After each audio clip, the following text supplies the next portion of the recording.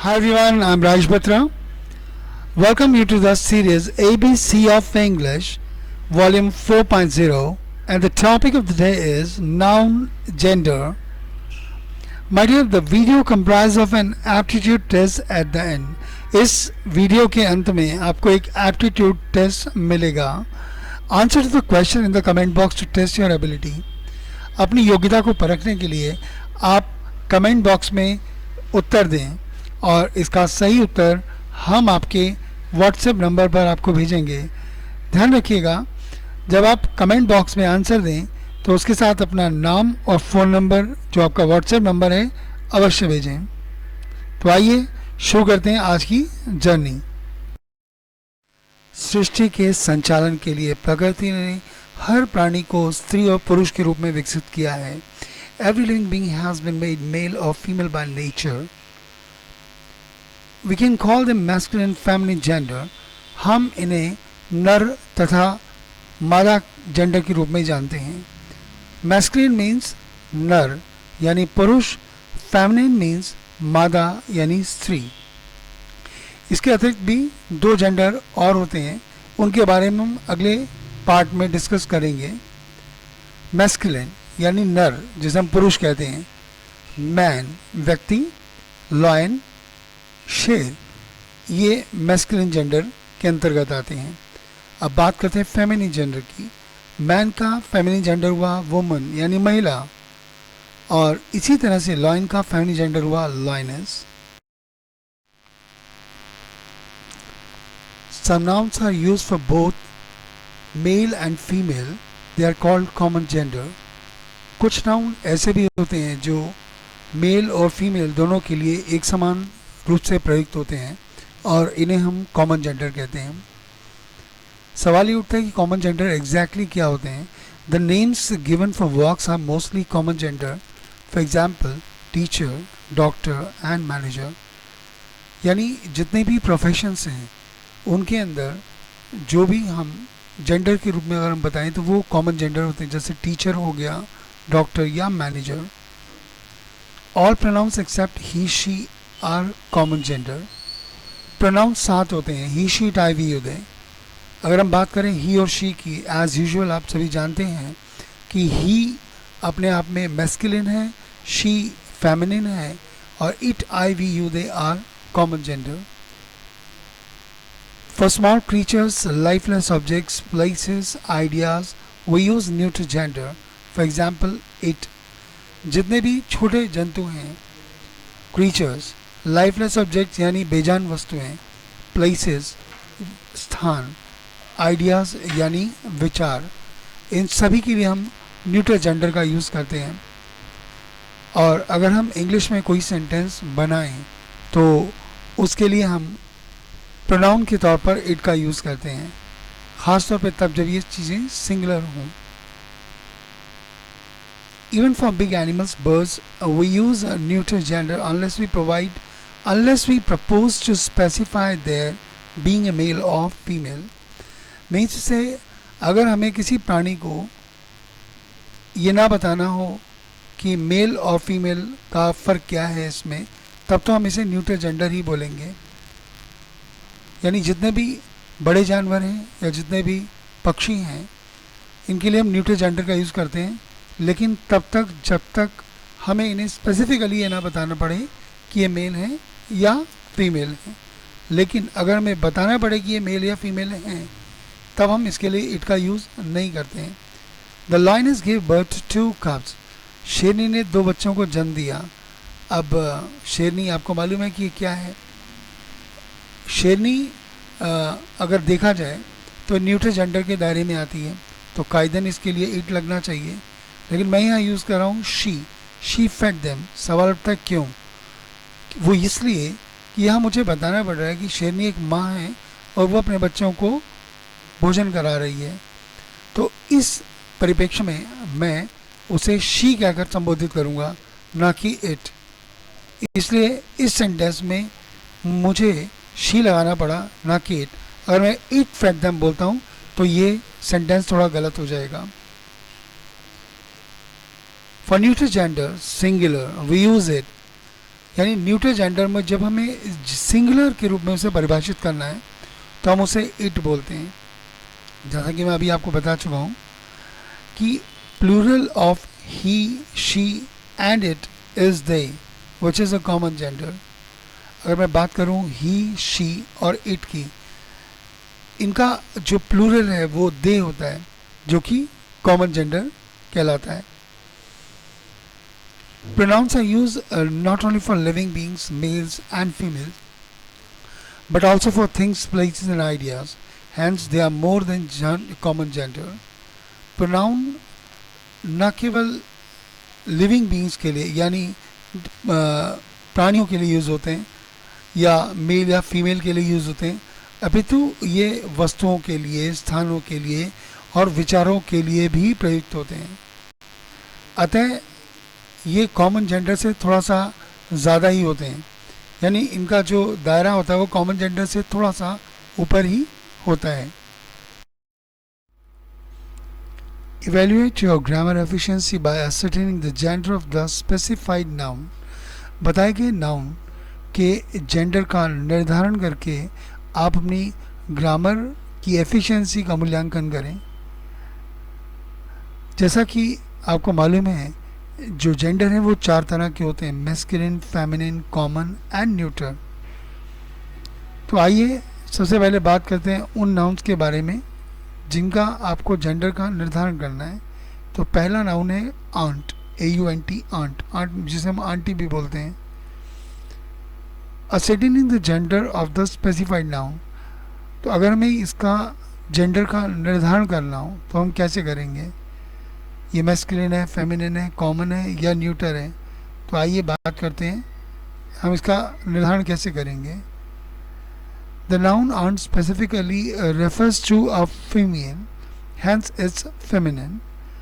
जैसा आपको मालूम है, अभी मैंने आपको बताया, ये जो आंट शब्द है ये मुख्यतः महिलाओं के लिए प्रयोग किया जाता है, अतः ये फेमिनिन है, यानी मादा में काउंट होगा, तो ये फेमिनिन जेंडर है। अब बात करते हैं अगले नाउन की, और अगला जो नाउन है वो है ब्राइड। ब्राइड का मतलब होता है दुल्हन। अब ये भी अंडरस्टूड है, the noun bride specifically refers to a female, hence it's a feminine. तो ये भी फेमिनिन के दायरे में ही आएगा। अब बात करते हैं तीसरे नाउन की, और तीसरा नाउन है chair. The noun chair refers to a lifeless objects, hence it's called neuter.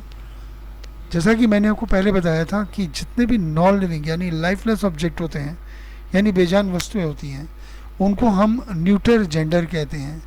अतः चेयर एक न्यूटर जेंडर होगा। अब बात करते हैं अगले नाउन की, और अगला नाउन है city. The noun city refers to a lifeless object, hence is called neuter. और सिटी भी एक लाइफलेस ऑब्जेक्ट ही कहलाएगा, बेजान वस्तु ही कहलाएगा, अतः इसको भी हम न्यूटर की कैटेगरी में रखेंगे। अब बात करते हैं अगले नाउन की, और अगला नाउन है क्यूरेटर। क्यूरेटर का मतलब होता है someone who looks after the things that are kept in museum. कोई ऐसा व्यक्ति जो उन सभी चीज़ों की देखभाल करता है जिसे हम म्यूजियम में रखते हैं। तो आप समझ सकते हैं कि म्यूजियम का ये प्रबंधक समझ लीजिए, एक तरह से इसका प्रबंधक है, उसका देख रेख करने वाला व्यक्ति। अब जब हम क्यूरेटर की बात करते हैं तो एक अनुमान के मुताबिक 60.1% जो लोग हैं जो क्यूरेटर के पद पर होते हैं वो महिलाएं होती हैं, और मात्र केवल 39.9% लोग इसमें पुरुष होते हैं। तो कहने का मतलब ये हुआ कि ये दोनों के लिए यूज़ होता है, अतः ये कॉमन जेंडर है। मैंने आपको कहा था कि जितने भी कार्य क्षेत्र हैं, जितने भी प्रोफेशंस हैं, जितने भी व्यवसाय हैं, उन सभी व्यवसायों के जो नाम होते हैं वो सभी कॉमन जेंडर की कैटेगरी में आते हैं।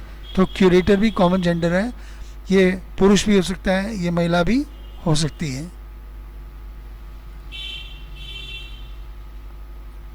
तो बात करते हैं अगले नाउन की, और अगला नाउन है डॉक्टर। अब जाहिर है डॉक्टर दोनों के लिए आएगा, यानी महिला भी हो सकती है और पुरुष भी हो सकता है, अतः हम इसे कॉमन जेंडर की कैटेगरी में रखेंगे। इस तरह से डक, डक प्रमुखतः फीमेल के लिए प्रयोग किया जाता है, और जो मेल डक होता है हम उसे ड्रेक कहते हैं। यानी जो डक है वो मादा है और जो ड्रेक है वो नर है। तो अगर स्पेसिफिकली हमें डक कहना हो तो हम इसे क्या बोलेंगे, has the gender of a duck treated as feminine. तो डक पूरी तरह से फेमिनिन कहलाएगा क्योंकि ये मादा कहलाया जाता है। अब बात करते हैं गेंडर की। ये जेंडर नहीं है, गेंडर है। गेंडर का मतलब होता है हंस, यानी ये मेल बर्ड है, इसे गूज कहते हैं। Gander is a male bird. अब जाहिर आपके सामने ही है मेल बर्ड। मेल बर्ड का मतलब ये नर है और ये गूज यानी हंस कहलाता है। अतः जो गेंडर का जो जेंडर होता है वो मैस्कुलिन कहलाता है, तो हम इसको मैस्कुलिन की कैटेगरी में रखेंगे। इसी तरह से hill, being a lifeless object, the gender of hill is neuter. और चूंकि जो पहाड़ है, हिल का मतलब पहाड़ होता है, ये भी एक लाइफलेस ऑब्जेक्ट है, तो इसका जेंडर न्यूटर कहलाता है। अब बात करते हैं Lord. Lord is specifically use for male while lady is use for female. Lord यानी यहाँ पर मालिक कह सकते हैं, राइट, ईश्वर भी कह सकते हैं। तो यहाँ लॉर्ड से सेंस है मालिक से, तो लॉर्ड मुख्यतः मेल के लिए होता है और इसका जो उल्टा होता है वो लेडी होता है, उसे हम फीमेल के लिए इस्तेमाल करते हैं। अतः जो लॉर्ड हुआ वो एक मैस्कुलिन जेंडर कहलाता है। अब बात करते हैं अगले जेंडर की, अगले नाउन की, queen. Queen is specifically use for female. Queen का मतलब होता है रानी, और जैसा कि आपको मालूम है रानी क्या हुआ, क्वीन क्या हुआ, ये फेमिनिन है।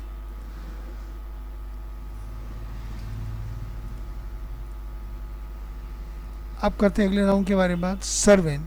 The noun servant is considered a common gender, क्योंकि सर्वेंट पुरुष भी हो सकता है और महिला भी हो सकती है, तो ये कॉमन हो गया। Stethoscope, a medical instrument use for listening to sounds, यानी कि मेडिकल इंस्ट्रूमेंट जिसे डॉक्टर यूज़ करते हैं और इसका काम होता है आवाज़ को सुनना। अब सवाल होता है कौन सी आवाज़ को सुनना, वो आवाज़ जो हमारे शरीर के अंदर से आती है और मुख्यतः chiefly in the heart and lungs, heart और लंग्स, यानी दिल या फेफड़ों से निकलने वाली आवाज़ों को सुनने के लिए डॉक्टर एक उपकरण का यूज़ करते हैं, उसे बोलते हैं स्टेथोस्कोप। अब जैसा कि आपको मालूम ही है कि since it's a lifeless object hence its gender is neuter, तो ये न्यूटर जेंडर में शुमार होता है। Test your ability, write the opposite gender of the following nouns in the comment box. और अब जिसका आपको इंतज़ार था, आपके पास मौका है अपनी एबिलिटी को टेस्ट करने का, और आपको क्या करना है, इनके अपोजिट जेंडर को आपको कमेंट बॉक्स में लिखकर भेजना है, और इसका जो सही उत्तर होगा वो हम आपके व्हाट्सएप नंबर पर आपको भेजेंगे। तो आइए शुरुआत करते हैं आज के सफ़र की। पहला शब्द है, पहला नाउन है बैचलर, इसका अपोजिट जेंडर आपको बताना होगा। दूसरा है काउंट, हेयर, ये HEIR हेयर है, इसका मतलब होता है युवराज, उत्तराधिकारी। Stag, sister, nephew, king, fox, actor, hero, governor, master, priest, author, poet, shepherd, hen, inspector, mother, host and madam. ये जितने भी नाउन आपके सामने हैं, आपको इनका अपोजिट जेंडर बताना है कमेंट बॉक्स के अंदर, और इसका सही आंसर हम आपके व्हाट्सएप नंबर पर आपको भेजेंगे। जब आप इसका सही उत्तर भेजें तो आपको व्हाट्सएप नंबर और अपना नाम भी हमारे साथ शेयर करना होगा। With that, the topic is over, and thanks for being with me. Have a nice day.